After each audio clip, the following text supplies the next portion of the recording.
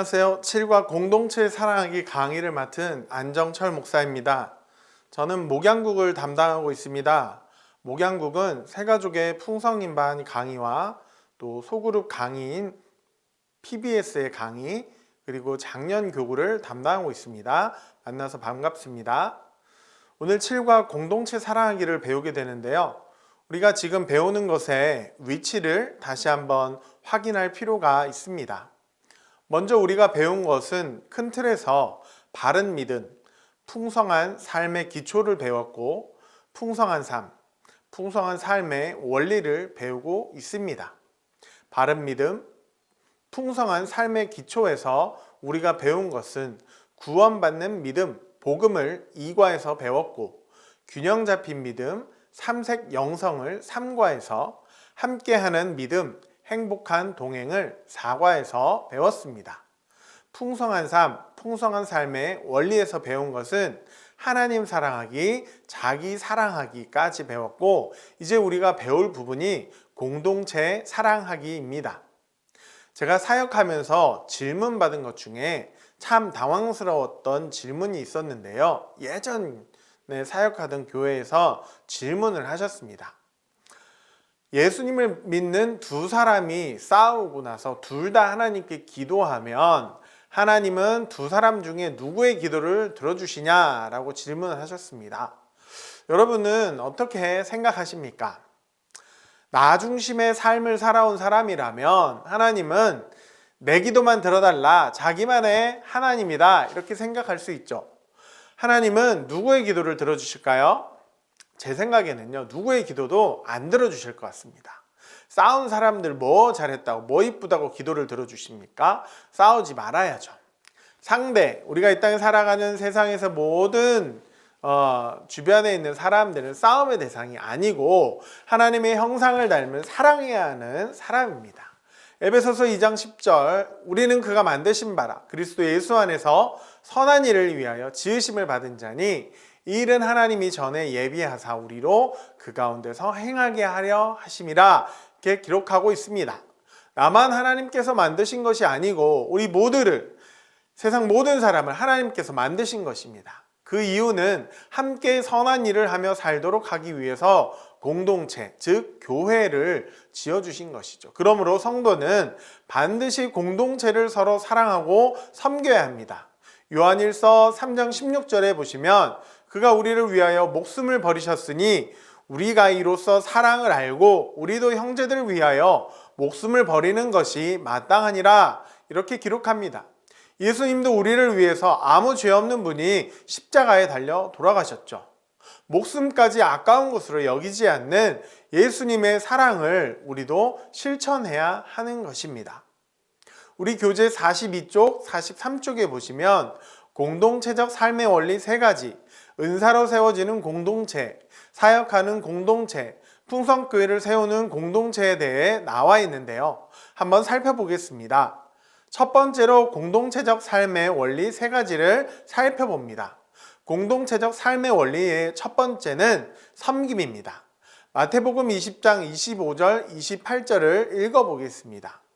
예수께서 제자들을 불러다가 이르시되 이방인의 집권자들이 그들을 임의로 주관하고 그 고관들이 그들에게 권세를 부리는 줄을 너희가 알거니와 너희 중에는 그렇지 않아야 하나니 너희 중에 누구든지 크고자 하는 자는 너희를 섬기는 자가 되고 너희 중에 누구든지 으뜸이 되고자 하는 자는 너희의 종이 되어야 하리라. 인자가 온 곳은 섬김을 받으려 함이 아니라 도리어 섬기려 하고 자기 목숨을 많은 사람의 대속물로 주려 함이니라. 이렇게 기록하고 있습니다. 높아지길 원하는 자는 군림하고 스스로 높아지는 것이 아니라 가장 낮아져야 한다고 말합니다. 하나님의 아들 예수 그리스도 역시 신의 아들인데 가장 낮은 곳, 십자가의 자리로 나아가셔서 우리의 모든 죄를 짊어지신 것입니다. 우리도 예수님을 쫓아 낮은 곳에서 서로를 섬길 수 있어야 하겠습니다. 공동체의 삶의 원리 두 번째는 서로 복종하는 것입니다. 에베소서 5장 21절은 이렇게 기록합니다. 그리스도를 경외함으로 피차 복종하라. 이것의 의미는 무엇입니까? 인간의 뜻이 우선이 아니라는 것이죠. 하나님을 경외함으로가 먼저입니다. 그리스도를 경외함 없이 요구하는 복종, 이것은 안 되는 것이죠. 하나님께서 세우신 권위와 질서 가운데에서 피차 복종함이 필요한 것입니다. 공동체의 삶의 원리 세 번째는 용서와 용납입니다. 용서는 지은 죄나 잘못에 대하여 꾸짖거나 벌을 주지 않고 너그럽게 보아줌이라는 의미이고, 용납은 남의 잘못이나 입장, 형편 따위를 너그러이 받아들임이라는 뜻이 있습니다. 골로새서 3장 13절 14절에 누가 누구에게 불만이 있거든 서로 용납하여 피차 용서하되 주께서 너희를 용서하신 것 같이 너희도 그리하고 이 모든 것 위에 사랑을 더하라. 이는 온전하게 매는 띠니라. 용납과 용서가 공동체 생활에 반드시 필요하다는 것을 말해주는 성경 구절입니다. 그리스도의 몸에 속해 있으면 우리에게 특별한 선물이 있는데요.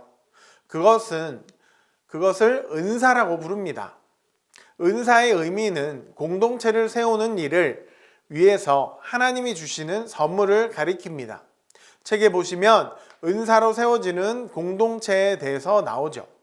베드로전서 4장 10절에서 11절에 각각 은사를 받은 대로 하나님의 여러 가지 은혜를 맡은 선한 청지기 같이 서로 봉사하라. 만일 누가 말하려면 하나님의 말씀을 하는 것 같이 하고 누가 봉사하려면 하나님이 공급하시는 힘으로 하는 것 같이 하라. 이는 범사에 예수 그리스도로 말미암아 하나님이 영광을 받으시게 하려 함이니 그에게 영광과 권능이 세세 무궁하도록 있느니라. 아멘. 이렇게 나와 있습니다. 은사를 받은 대로 서로 봉사하라고 성경은 말합니다. 결국 공동체는 각 사람에게 선물로 주시는 은사로 세워질 수 있다는 것을 말해주는 것이죠. 지금 강의를 들으시는 모든 분들의 성격도 다르고 장점도 다르고 다 다를 것입니다. 서로의 성향에 맞는 은사를 하나님께서 주십니다. 이미 주셨습니다.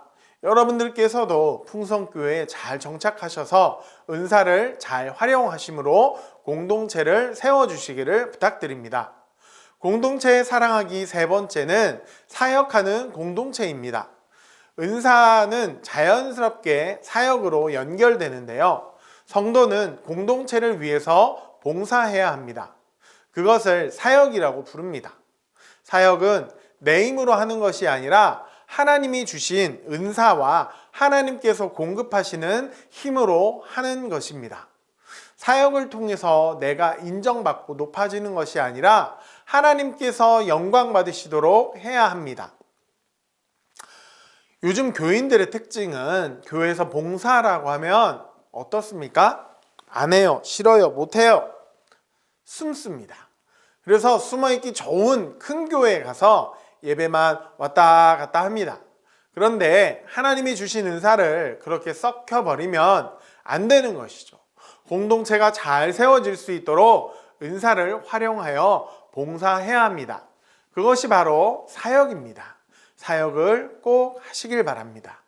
마지막으로 풍성교회를 세우는 공동체에 보시면 세 가지가 나와 있습니다.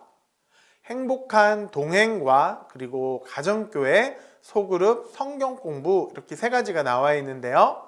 행복한 동행은 우리가 4주차 때 배웠습니다. 오늘은 가정교회와 소그룹 성경 공부를 안내해 드리겠습니다. 우리 교회 가정교회는 부부가 속한 부부가정교회, 그리고 개인이 속한 가정교회, 그리고 자녀의 연령대로 모인 자녀중심 가정교회가 있습니다. 가정교회는 주일 예배에 같이 참석하고 평일이나 주일에 모여 포W로 삶과 은혜를 나누게 됩니다. 자녀중심 가정교회는 자녀 연령이 비슷한 가정이 모여 있는데 연중 부모교육과 쉐마 공동체라는 자녀와 부모가 함께 신앙생활하는 훈련을 받을 수 있습니다. 포W를 아마 처음 들어보셨을 텐데요. 포W는 책에도 나와 있지만 4개의 W가 들어가 있는 단어 웰컴, 워십, 워드, 워크를 말하고 이 네 가지의 순서로 가정교회 모임을 이끌어가게 됩니다. 웰컴은 서로를 환영하고 마음을 열며 한 주간의 삶을 나누고, 워십은 하나님께 찬양을 올려드리는 시간, 워드는 담임 목사님의 주일 설교 말씀을 가지고 지적, 정적, 의지적 만남을 나누고 기도하는 시간입니다. 마지막 워크는 교회가 주목하고 있는 중점 사항들을 가정교회에서 나누고 전도 대상자 VIP를 위해, 교회를 위해, 가원을 위해 서로 기도하고 축복함으로 마무리를 하게 됩니다. 풍성교회가 추구하는 교회의 모습은 44쪽에 나와 있는데요. 초대교회의 모습을 추구하고 있습니다. 초대교회의 모습은 날마다 마음을 같이하여 성전에 모이기를 힘썼고 집에서 떡을 떼며 기쁨과 순전한 마음으로 음식을 먹었다고 사도행전에 나와 있습니다. 모이는 교회와 흩어지는 교회의 모습이 드러나 있는 것이죠. 풍성교회 역시 초대교회 정신을 이어받아 주일에는 대그룹으로 모여 예배하는 1부, 2부, 3부 예배를 드리고 평일이나 예배 후에는 소그룹으로 모여서 서로를 돌보고 함께 기도하는 것을 추구하고 있습니다. 풍성교회는 평일에 모이는 소그룹 모임을 가정교회라고 부르는데요. 우리는 가정교회 모임을 통해서 세 가지를 경험하게 됩니다. 첫째는 그리스도의 생명, 둘째는 다른 사람과 교제하는 것, 셋째는 예수 그리스도의 생명을 전하는 것입니다. 요한일서 1장 2절에서 3절에 나와 있는 것처럼 생명과 사귐과 증언하는 것입니다. 가정교회가 갖추어야 할 네 가지 요소는 첫째로 하나님을 향해 위로 나아가는 것, 예배라고 말합니다. 이 예배에는 찬양과 말씀과 기도가 포함이 됩니다. 두 번째, 공동체를 세우기 위해 안으로 나아가는 것, 교제를 말합니다. 서로 교제하는 것, 관계를 맺는 것 쉽지 않지만 환영, 반갑게 맞이하는 것이죠. 그리고 삶에 대한 나눔, 기도 제목 나눔, 또 음식을 나누는 것, 또 서로를 축복함으로 교제할 수 있습니다. 가정교회가 갖추어야 할 네 가지 필수 요소 중 세 번째는 잃어버린 자를 향해 밖으로 나아감, 즉 전도를 말합니다. 전도 대상자 VIP를 정하고 함께 기도하고 전도해야 합니다. 네 번째는 사역을 번식시키기 위해 앞으로 나아가는 것입니다.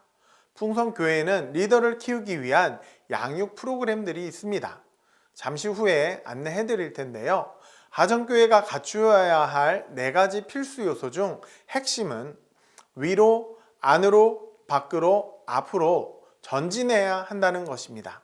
머물러 있지만 말고 뒷걸음질 치는 것도 아니고 한 공동체 안에서 주님과 함께 또 우리 한 공동체가 전진하는 복을 누릴 수 있도록 우리가 함께 해야 하는 것입니다. 여러분들께서 가정교회 편성되면 꼭 함께 노력해 주셔야 될 것이 있습니다. 첫째는 모이는 데 힘을 써주시길 바랍니다. 서먹하지만 몇 번은 모여서 이야기를 해야 그리고 음식도 함께 나눠 먹어보고 속 얘기도 좀 나눠봐야 친해질 수 있지 않겠습니까? 관계를 형성하는 데에도 노력은 필요합니다. 모이면 앞서 말씀드린 포터블류 환영, 찬양, 말씀, 사역을 꼭 지킬 수 있도록 해주세요. 그리고 모든 가원이 전도 대상자 VIP를 꼭 작정해서 영혼 구원을 위해 기도를 해주시기 바랍니다. 또한 가정교회는 한 사람만 일하는 곳이 아닙니다. 함께 역할을 나눠서 협력함으로 가정교회를 세워야 합니다. 이것을 기억하시고 가정교회에 들어가시면 잘 정착하셔서 풍성한 은혜를 누리시길 바랍니다. 우리가 가정교회 모임을 하는데 분명 방해 요소들이 있을 것입니다. 모임의 원칙을 바꾸거나 친밀함을 핑계로 금전거래하는 것, 상거래하는 것, 개모임하는 것, 그리고 가정교회 안에서 한 이야기인데 외부에 소문을 내고 다니는 거죠. 하나님께서 세우신 리더십을 거역하는 것, 이 모든 것들이 사탄의 전략들입니다. 나를 통하여 가정교회가 더욱 튼튼하게 세워질 수 있도록 힘을 모아주시기를 바랍니다. 풍성교회를 세우는 공동체 세 번째가 바로 소그룹 공동체인데요. 책 99쪽을 참고하시면 됩니다. 우리가 진행하는 과정, 이 풍성인반이 1단계입니다. 1단계가 마치면 2단계는 재직반인데요. 이때는 풍성한 생명에 대해서 배우게 됩니다. 재직반까지 들어야 성장반을 듣게 되는데, 성장반은 성경 개관반과 기도반이 열리게 됩니다. 여러분들께서도 차근차근 계단을 딛고 올라서서 많은 은혜를 누릴 수 있기를 바랍니다. 오늘 이렇게 우리가 함께 공동체를 어떻게 사랑할 수 있는지, 또 풍성교회는 어떤 공동체가 있는지 알아봤습니다.